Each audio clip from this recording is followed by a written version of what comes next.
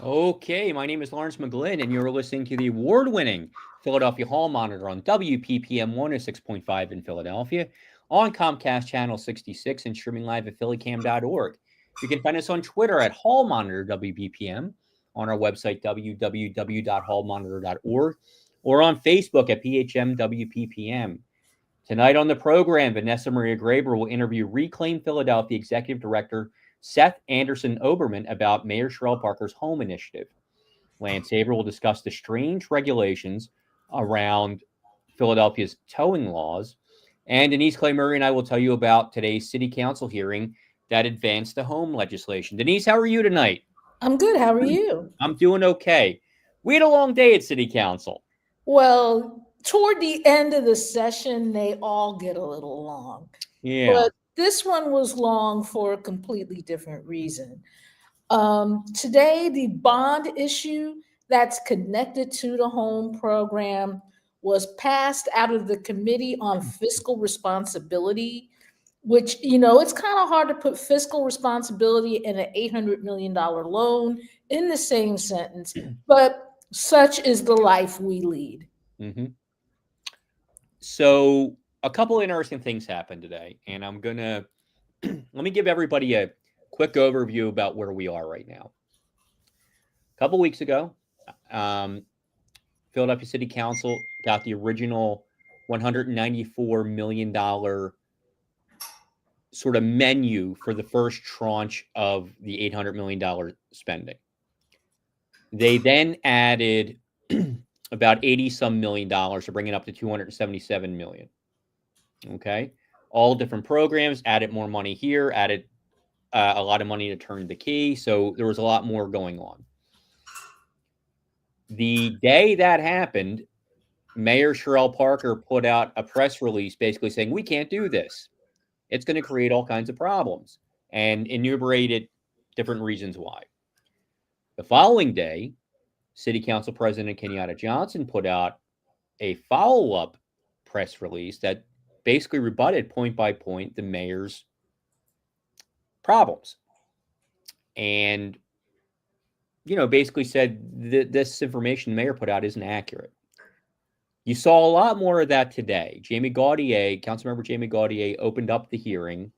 Kenyatta Johnson called on her first, and she kind of said the same thing, that there was a lot of misinformation put out by the mayor's office about what this really was, and some of the rules and regulations and the programs, things that she believed were not accurate.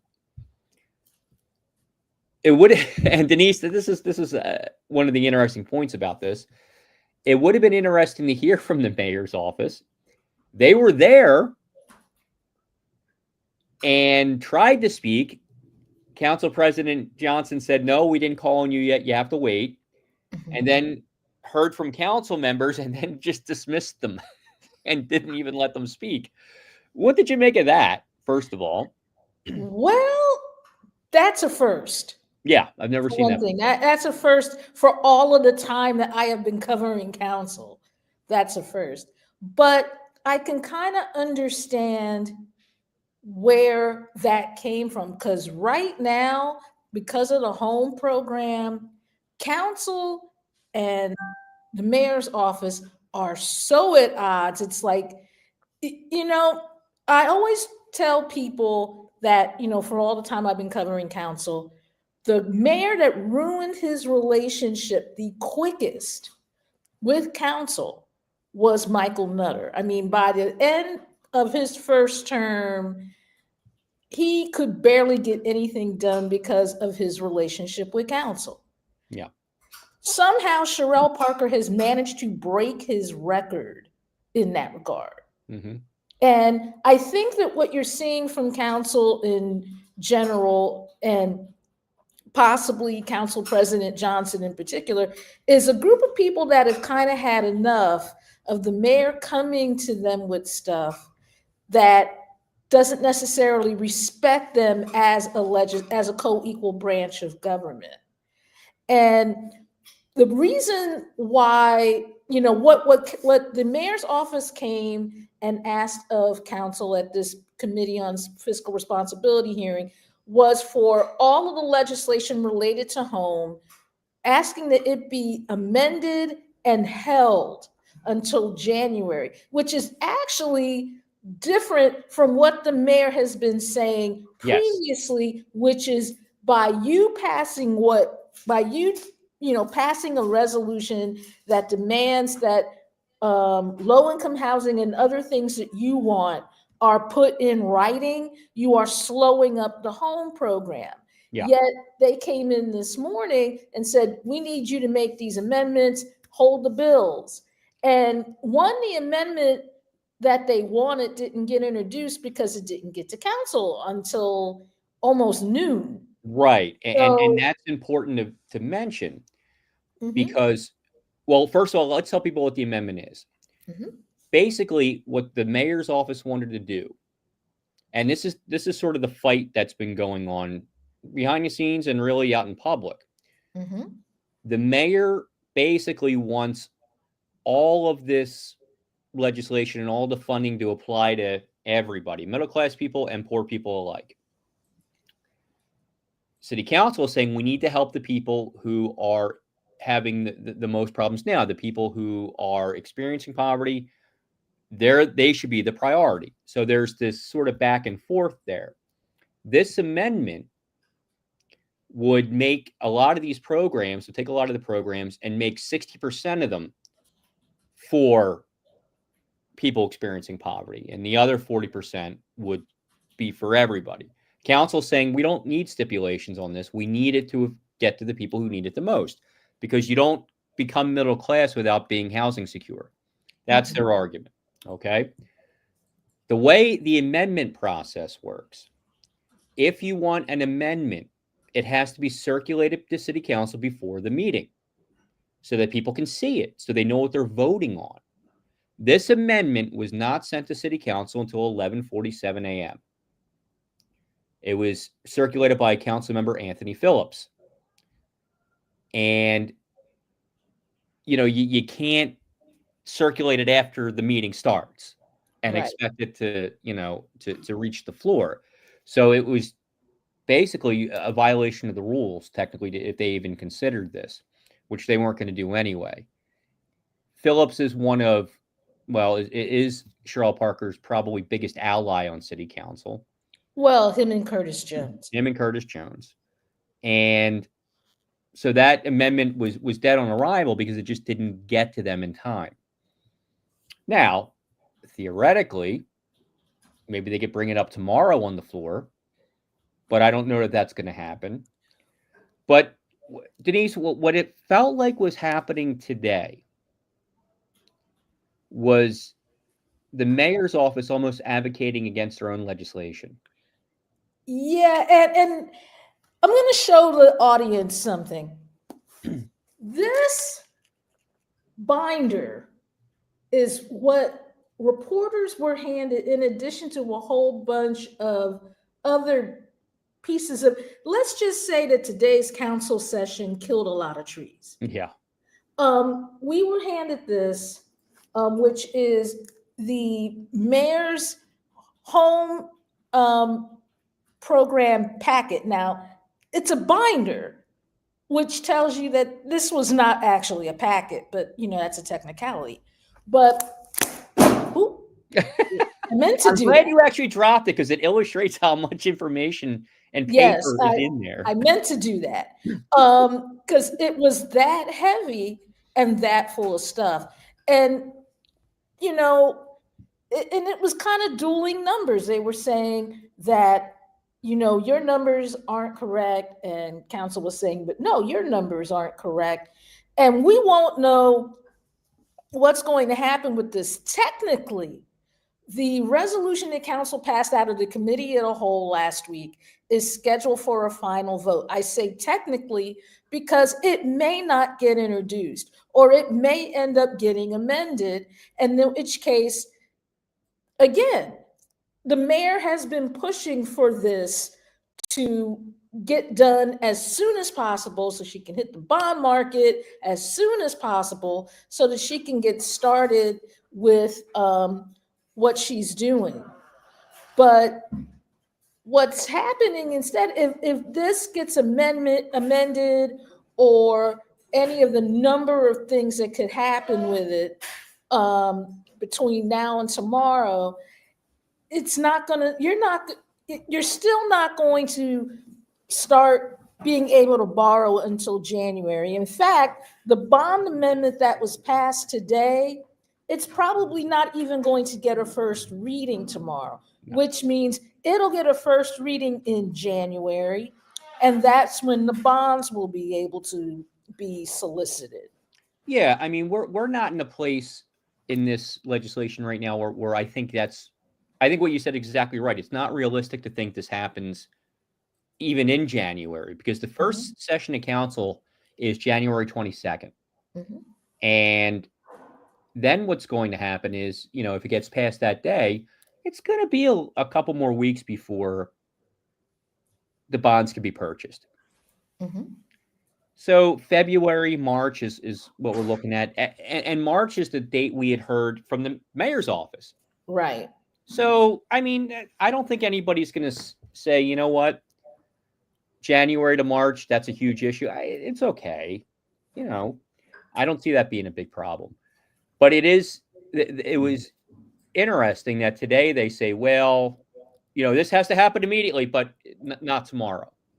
And not today, but immediately, but not today. So, and also what I noticed from some of the comments that some of the pro legislation council members were making is it kind of showed some of the strain between council and the mayor's office. Yeah. Like when the topic of, because when Tiffany, and gosh, I forgot her last name. Yes, when she spoke, she was, during her presentation, she was talking about all the city workers that would be cut out if council passed what it passed out of the committee as a whole. And Council President Johnson said, basically, we wouldn't have to do that if we were paying them a living wage. Absolutely. And if you remember, District Council 33 went out on strike for a while to try to get a living wage. And because the mayor basically, beat them into submission, they're still the lowest paid union in the city. So to me, it was kind of ironic that they were being used as an example of why you needed to simultaneously focus on the poor and the middle class in this first tranche of money. I thought it was a bad taste, to tell you the truth. Well, I was a little surprised they even went there. I thought that took some gall to do it. Well, you weren't the only person that thought it was in bad taste. Council member Jamie Gaudier thought it was in bad taste. Council member Rue Landau thought it was in bad taste. Yeah. So you weren't the only one that thought it was in bad taste. But you have to, I read an Inquirer article shortly before we went on the air, where they talked about how this might be the only tough negotiation that Mayor Parker hasn't completed successfully. Because if you remember, the law department spent as much time in court getting injunctions on firemen, on 911 operators during the District Council 33 strike as it did negotiating. Yeah. And it was the same thing when District Council 47 wanted to continue to have hybrid work schedules, and the law department took them to court right away rather than negotiate.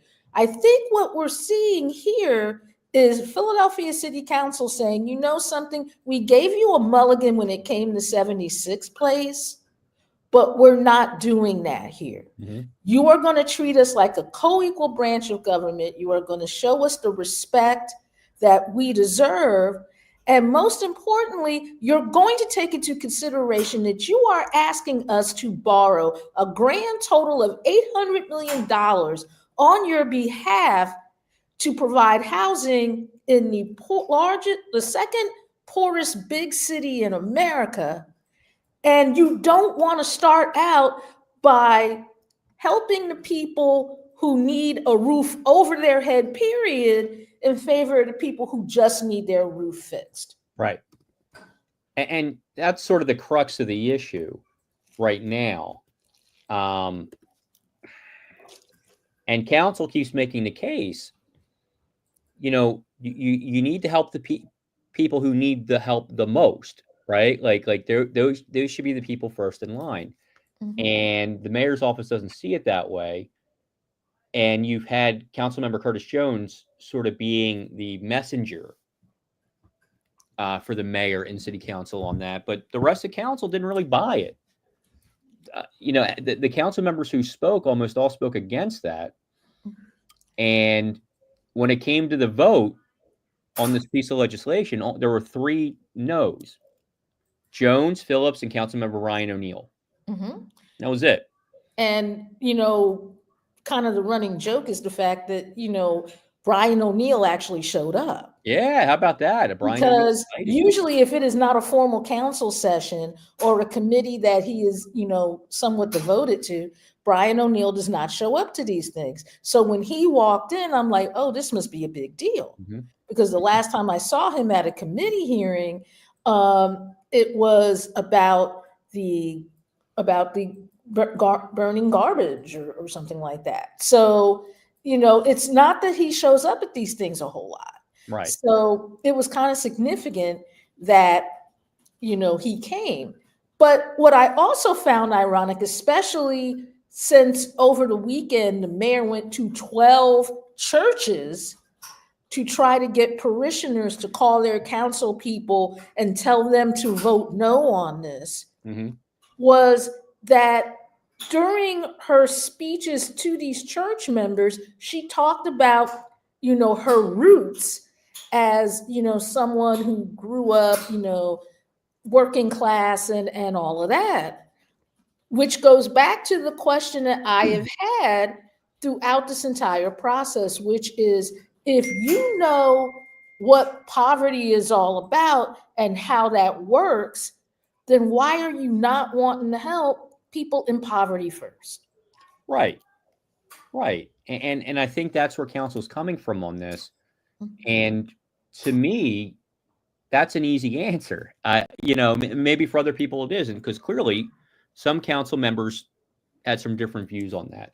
So Denise, what we're going to do now is we're going to bring in Vanessa Maria Graber to introduce the interview she did with Seth Anderson-Oberman. Okay. Hey guys. Today I talked with Seth Anderson-Oberman.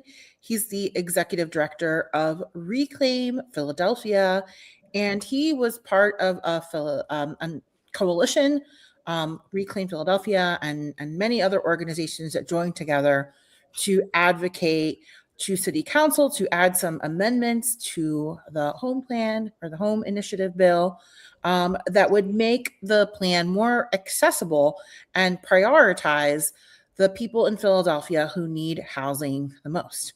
So I spoke to him about his thoughts about affordable housing, poverty, and what they hope they would get out of the home initiative. Let's take a listen. Hello, I'm here with Seth Anderson-Oberman. He's the executive director of Reclaim Philadelphia. And your group recently led a coalition organizing to add amendments to the home plan. And we'd love to talk to you about that today. So thank you for joining us.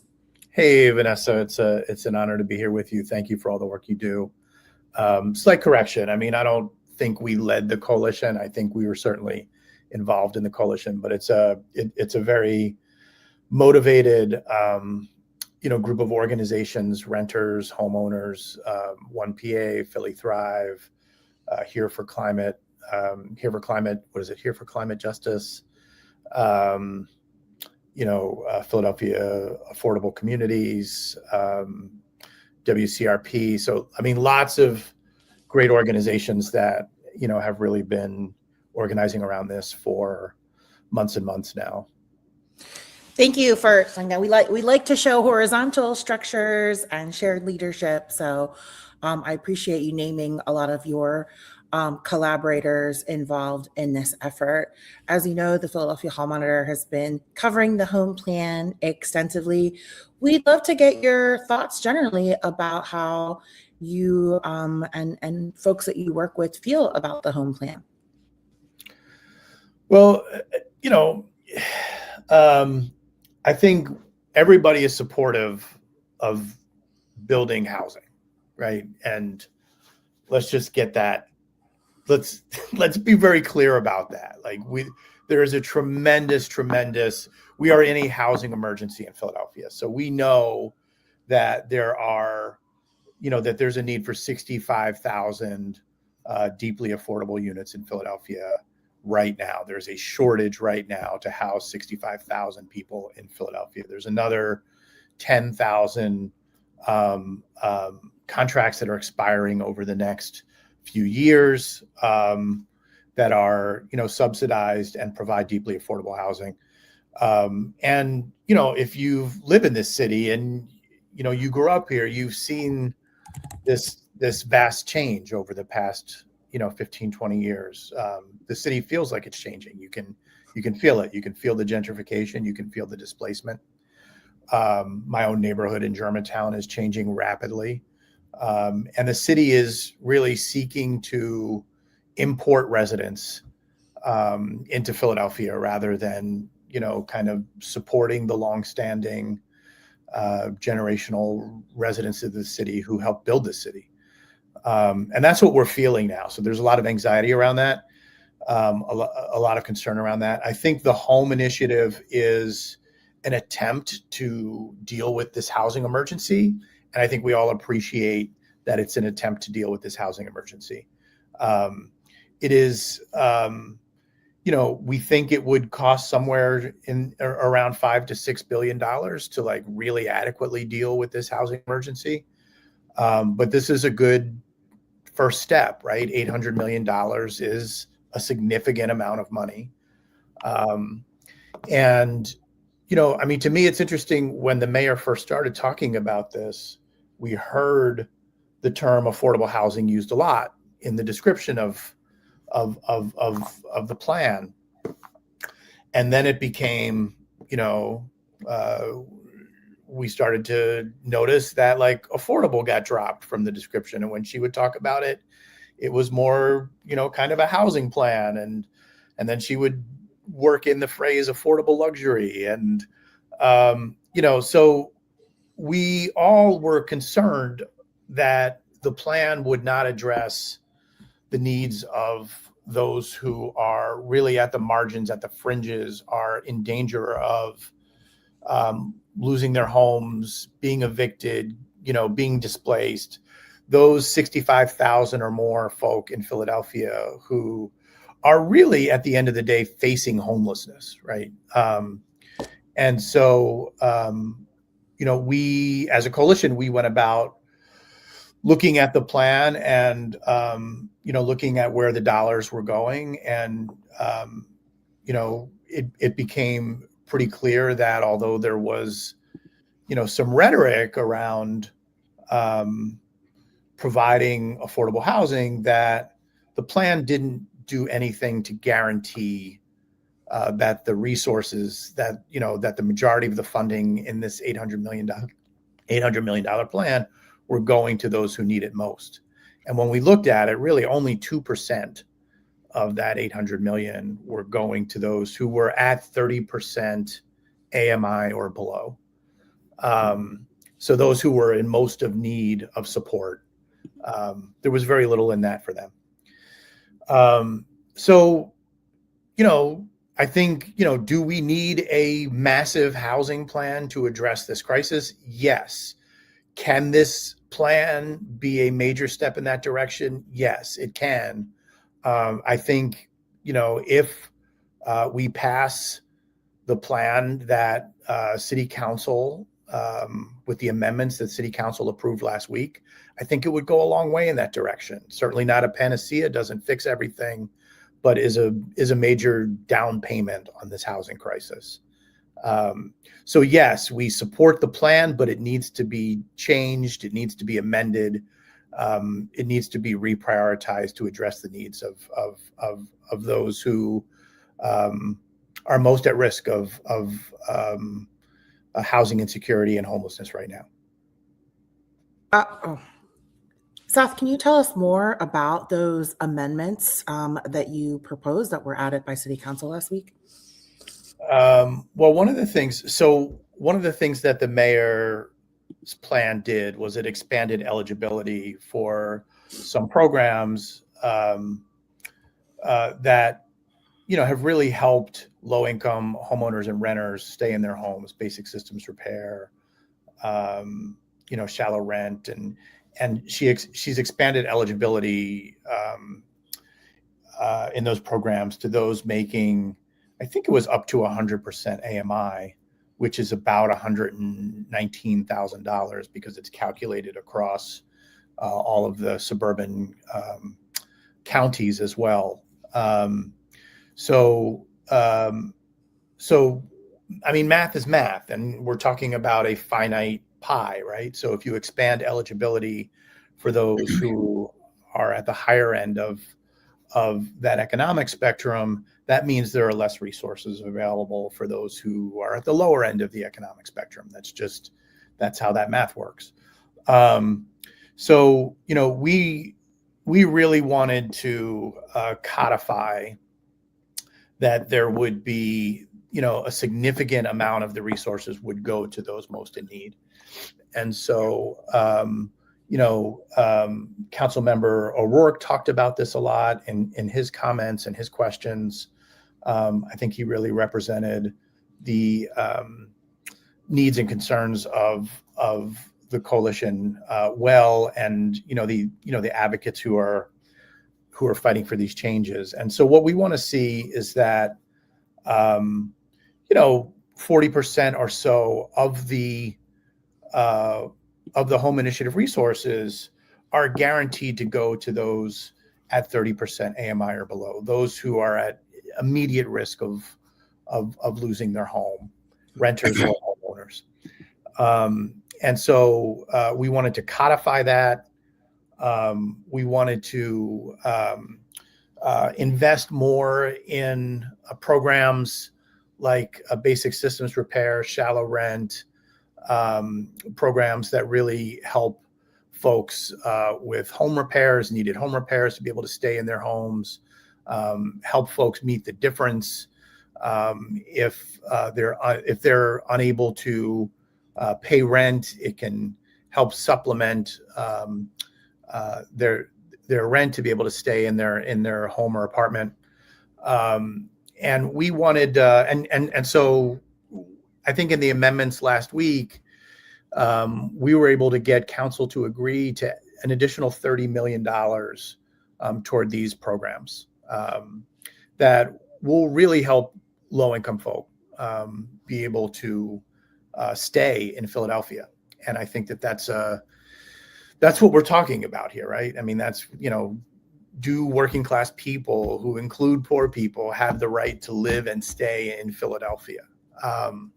And we all talk about that this is the second poorest big city in the United States. And it seems like, and I'll just say this, I mean, it really seems like there are those who are in political power right now whose answer to solve the problem of poverty in Philadelphia is to move poor people out of Philadelphia, right? It's not to actually address poverty, but it's just to say, oh, we'll just move you out of your neighborhood and we'll import folks from New York City or some other place who have more money. They will live in your neighborhood, and we'll see our standing rise because, more people with money will move in and more poor people will be moved out. And so that seems to be the answer that some in elected office are pushing, and to us, that's not the answer. So we were really excited to see council stand up and fight for these amendments, and to see council president hold space for renters and homeowners and folks who were at risk to share their experiences. It was, it was really heartening. And so to see the mayor come back out and see it as an attack and a threat, was disheartening. Not completely unexpected, but disheartening. So, we know this past Sunday she spent a lot of time going around and spreading the message that, the coalition was anti-housing and, a bunch of nonsense, to try to paint those who are trying to make her plan more equitable, as being opposed to housing, which is not the case at all. Right. The narrative being put forth by Mayor Parker is pitting people with the greatest need against more middle-class citizens regarding their respective shares of the initial home funding. How do you see this playing out? I mean, do you think the mayor's priorities are in the right place? No, I don't think the mayor's priorities are in the right place. There's an analogy that I think fits here, which is the analogy of a triage nurse and in an emergency room, right? Like you have three patients who come in at the same time. One has, a broken ankle, one is, experiencing, fell and cut their head or something and needs stitches. And you have someone else who's bleeding out from a gunshot wound, right? Like this is a housing emergency. We are in a housing emergency. So, just like the triage nurse, you deal with the folks, with the person who isn't, who needs that critical care right now first, right? And this housing plan, as it exists, doesn't do that. And that's what we're really pushing to change. We're not anti-housing at all. We know that we need more housing, and we know that we need more so-called middle-class housing as well. But, we also believe strongly that, we have to have a plan that helps those who are most in need first, right? So somebody who makes $100,000 has more housing options than somebody who makes $30,000, right? And is trying to raise a family. So that's what we're talking about here. That's what this comes down to. And she's trying to pit, those who make 80, 100 against those who make 30. And really we need a plan, long-term, medium and long-term, we need a plan that addresses the housing needs of everybody. But we've got to start with those who, who have the fewest options right now, who are being pushed out right now, who need help right now. Can you say more about the long-term vision? Like what does success look like after this is implemented?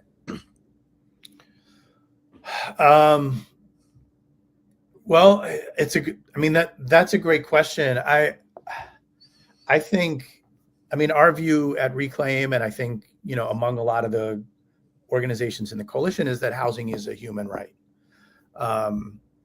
We live in a political and economic system, and let's name it. It has a name. It is called capitalism. People don't want to talk about it, but it is the foundation of our society. And decisions are not often made based on need. Decisions are often made based on what can return maximum profits for investors, right?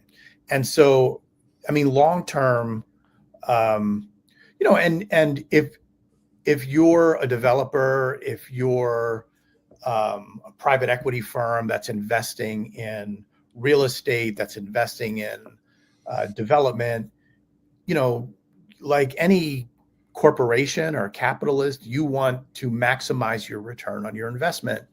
And deeply affordable housing does not do that. So you're more interested in, that kind of, higher end, luxury end of housing. That's what you want to build. And so there are a lot of people who get left behind by the free market. There are a lot of, because that housing doesn't get built. And that's the thing that we're seeing, right? Like if developers wanted to build a lot of low income housing, like they would have built it already, right? Like, but it's not happening. So there are limits to the free market. And I think that the government has a responsibility, federal, state, and local, to provide housing, because we do believe it is a human right, for those for which the free market does not build housing. And so I think in order for that to happen, we have to move toward decommodifying housing, which means taking it out of the market. The government has to provide housing, right? The government has to build housing, and it has to be permanently affordable.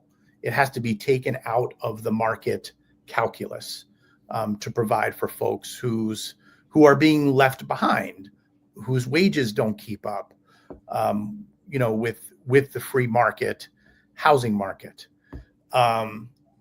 So long term, I think, we have to look at things like social housing, that creates, permanent city-owned, affordable housing that people can stay in, mixed income that people can stay in forever. And then when they leave, it gets transferred to somebody else and it stays affordable.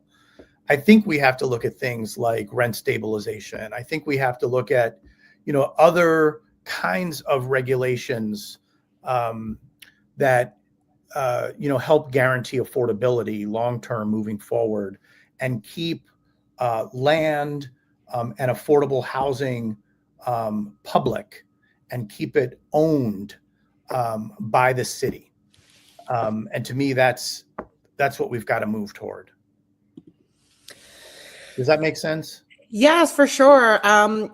We have extensive coverage of the home plan and the budget on the Hall Monitor's website. So for our viewers and listeners that want to understand more, we encourage you to go to hallmonitor.org. The devil is in the details, as they say. And even though people can be aligned around the common goal of wanting affordable housing and wanting to reduce the number of unhoused people, the manner and the processes that we utilize to get there are at, are what's up for debate right now. And so I think, it's important to clarify that, we can all want the same thing, but disagree on how much money is allocated, and then the process, the eligibility requirements, the number of units, et cetera. And so I think that those are the important elements for people to look at when they're hearing from the mayor and when they're hearing from the coalition, to understand why this is a debate. Of course, there's people that feel like even $800 million is not enough money compared to the tax breaks being offered to billionaires in other initiatives, right? So, these are all important points to consider. I appreciate you raising that. I mean, when folks talk about, well, where's the money going to come from, right? Well, we just gave, the restructuring of the BERT tax just basically gave, billionaire, corporations and billionaires in Philadelphia estimated. I mean, it varies on calculations, but probably between $5 and $7 billion tax cut over the next 13 years. So that could go a long way toward building the affordable, deeply affordable housing that we need, toward repairing our schools.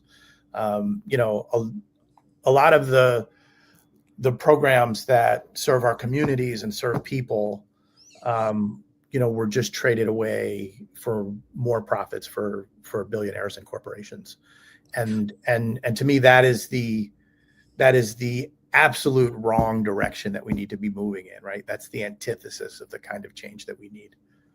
Yeah, that's why it's important, people, to understand what's being allocated during the budgeting process, seeing how much money goes to the police budget, for example, for contracts and those kinds of things. I mean, a lot of the budget is really just to continue the government running, but there are a lot of allocations that people are not aware of that do go to tax breaks and exceptions and things like that. And so I think it's important for people to check out the People's Budget Office, It's a great resource. Right, the budget director of the city, so they can understand how city council and the mayor negotiate on that. Seth, what's the next step for the coalition, and how can people plug into what you're doing? Well, I mean, the next step for the coalition, there's hearings going on today at City Council. As you know, the mayor's folk are presenting her amendment, which is kind of the nullification of the amendment that we passed last week. So, if you're just seeing this, if you're hearing it, and you can show up today, go down to City Council, make your voice heard, be in the room, support those who are standing up for the amendments that we won last week. If you can't make it today, make it tomorrow. There's going to be, it's a little confusing, but there's another, I think today they're doing the hearing to hear the mayor's amendment, and then tomorrow they're voting on it. So, if you can make it down there tomorrow to make your voice heard, call your city council person today. Let them know to stand strong, that we need to prioritize money in this plan going to those who need it the most. Just call them today with that message. Call them tomorrow with that message. Help give them the courage that they need to stand up to the mayor and stand for the things that we know are right in this city. I think the more that they hear from us, the more they will feel like they're not going out on a limb, right? So yes, make your voice heard. Do that today, tomorrow. Beyond that, I mean, this is a yearly process, right? So they're going to have to come back to City Council each year, and there's, the budget process is a yearly process as well. So, get involved in, join an organization. I would say, if you're not a member of one now, learn about the budget, get involved, fight for the priorities that put working people and poor people and Black and brown people and, the folks who built this city, join an organization and fight the priorities that help us stay here and reap the rewards of what we've built together, right? And get involved in the budget process. We've got another chance to also improve this next year when the home initiative comes back to City Council, for funding for next year. So there are ways to keep fighting for this, but right now, I mean, my view essentially is that those in power, it takes a lot of money to run for office in this system, right? And it's a lot easier to raise money by calling a handful of rich friends who can cut big checks, right? And that's a lot easier than doing a kind of grassroots fundraising campaign where, 1,000 people give $50, right? But that's the kind of energy. So we understand why those in power do that. And we understand how that ends up influencing their decisions and their policy and their direction.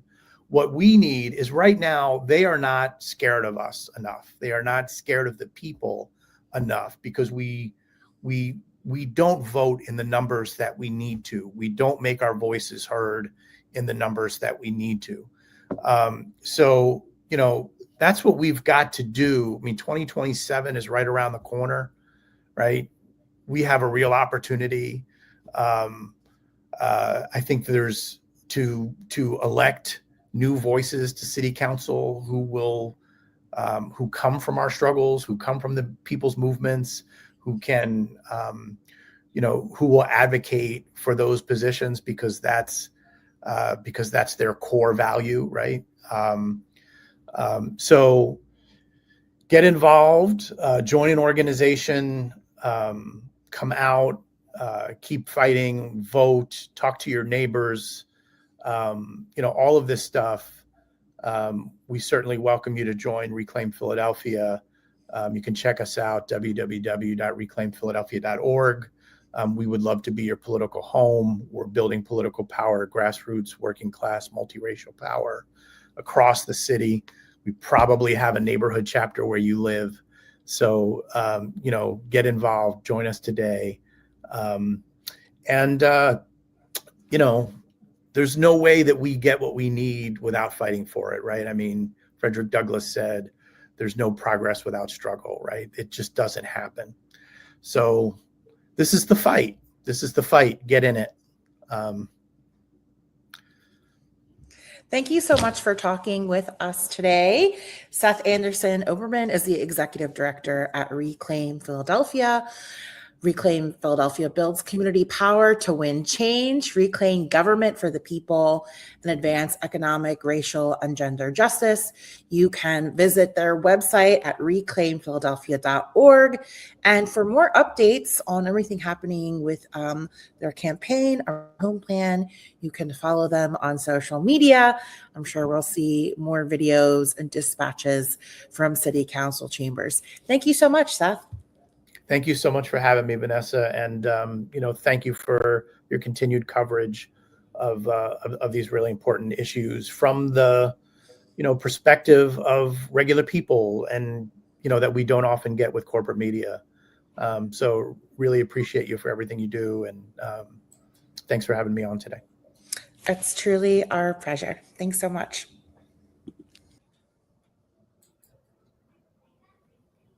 All right. We would like to thank Seth Anderson-Oberman, the executive director of Reclaim, for joining us on the show, and Vanessa Maria Graber for doing that interview. Yes, thank you. Much. And now we'd like to bring on Lance Haver to talk about something that has been bothering people for a while now.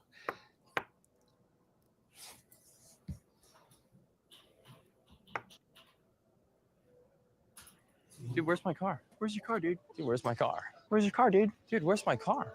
Where's your car, dude? Dude, where's your car? Dude, it's not funny, dude. The car is gone. Dude? Dude, dude, dude, dude, dude, dude, dude, dude, dude, dude, dude,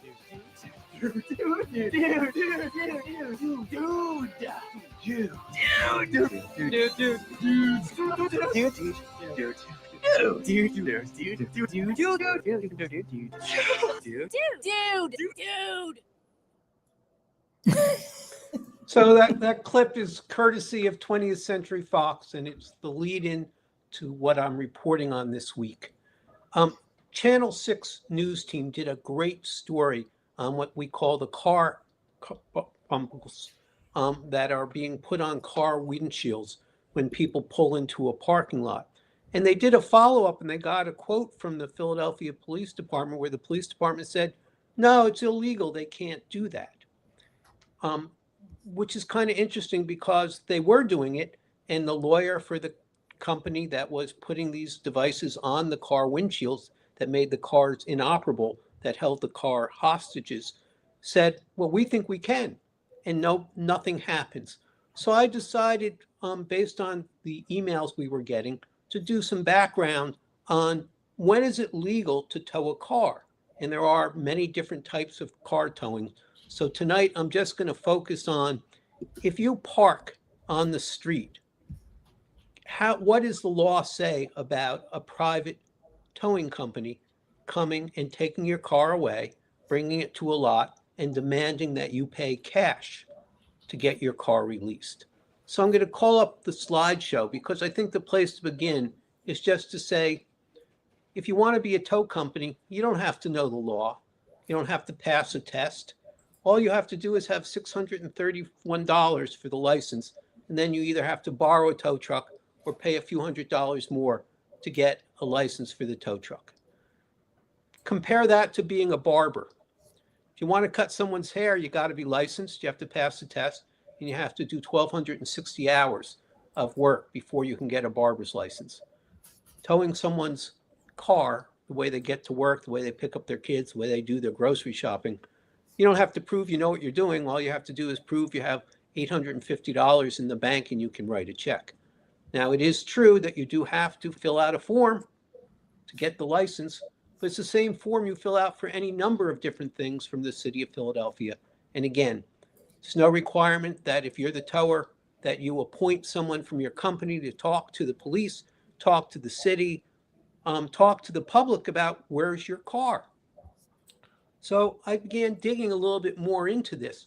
The old law that the city continues to have on its webpage says that you can't be towed unless the police come and put a ticket on the car, and then the car can be towed.